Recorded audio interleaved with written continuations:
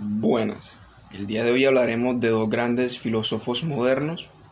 Ellos son Robert Nozick, quien fue un filósofo y profesor de la Universidad de Harvard. También enseñó en Columbia, Oxford y Princeton.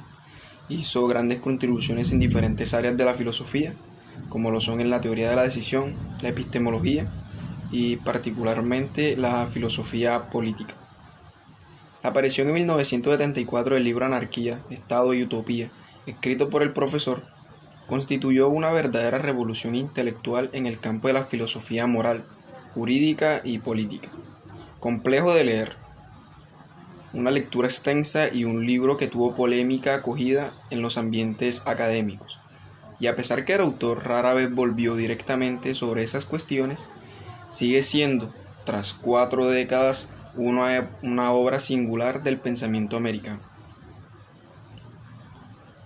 El trabajo que sigue se centra en el significado de la propiedad y de la justicia para Nozick.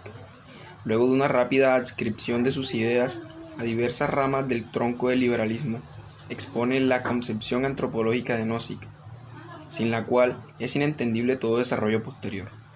Inmediatamente, después trata de la teoría de los derechos y de manera más extensa del derecho de propiedad, para luego abordar la concepción de justicia que está fundada en la propiedad.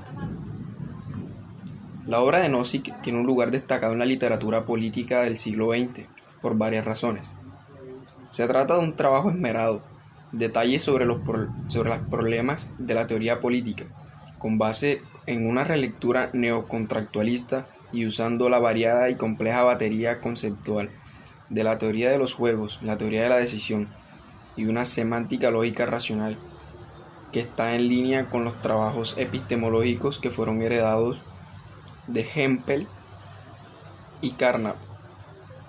Nozick postuló campos específicos de discusión para la economía neoclásica, tales como la ley de tierras, la renta individual y los emergentes asuntos del capitalismo de derecho abierto.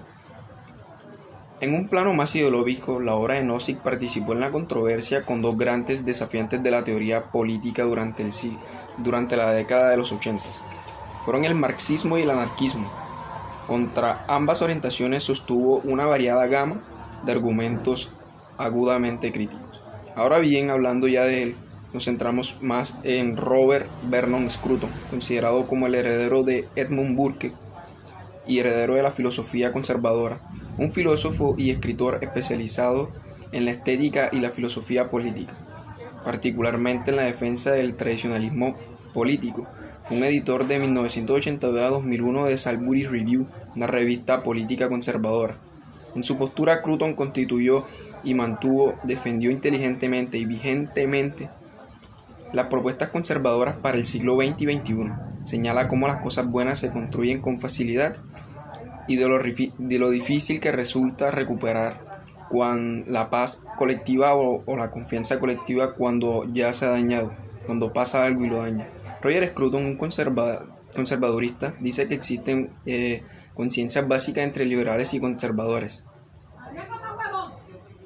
Tienen varias cosas por qué defender y tienen todo esto para defenderse de pretensiones de los estados colectivistas modernos.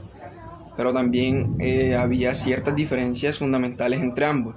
Discrepaban en su juicio sobre las instituciones tradicionales. Mientras que para los liberales el orden político surge de la libertad personal, para los conservadores la libertad individual es un producto de ese orden. Según los conservadores, las elecciones libres creadas por el orden lo legitiman y no al revés. La prioridad entre la libertad o el orden los separa, pero el crecimiento de los estados modernos ha contribuido a unirlos.